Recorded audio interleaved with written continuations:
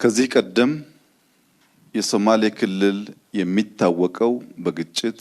በጦርነት ሲሆን አመራሮች ወደዚህ ከባቢ የሚመጡት ለማስታረቅ ሰላም ለማስከበር ነበር።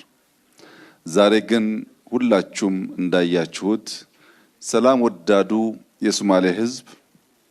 በክልሉ የተጀመሩ ሰፋፊ የመሰረተ ልማት ስራዎች፣ በሺህ ኪሎ ሜትር የሚቆጠሩ መንገዶች፣ የቤት ግንባታዎች፣ በቅርቡ ያስጀመርነው የጋዝ የነዳጅ ሪፋይነሪ፣ የማዳበሪያ ፕሮጀክት፣ የኤርፖርት ማስፋፊያ ፕሮጀክት፣ አሁን ደግሞ የሸበሌ ሪዞርት በስፋት የሚሰራበት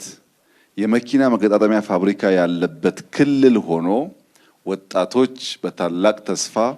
መሪዎቻቸውን በደስታ ሲቀበሉ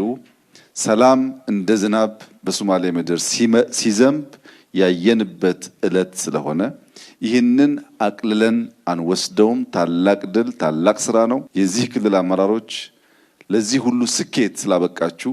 ሶማሌን ከግጭት ሶማሌን ከጦርነት ወደ ልማት ስለመለሳችሁ እንኳን ደስ ያላችሁ ማለት እፈልጋለሁ። ሸበሌ እንዳያችሁት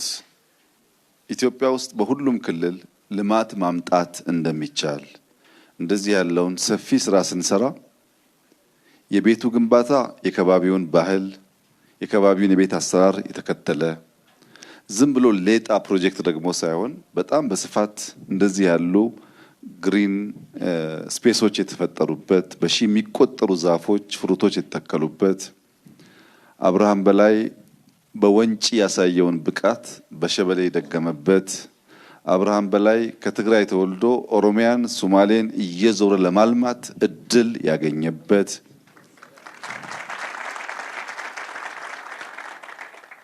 በኦሮሚያም በሶማሌም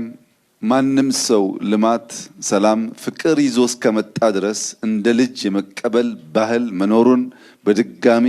ያረጋገጥንበት ሶማሌዎች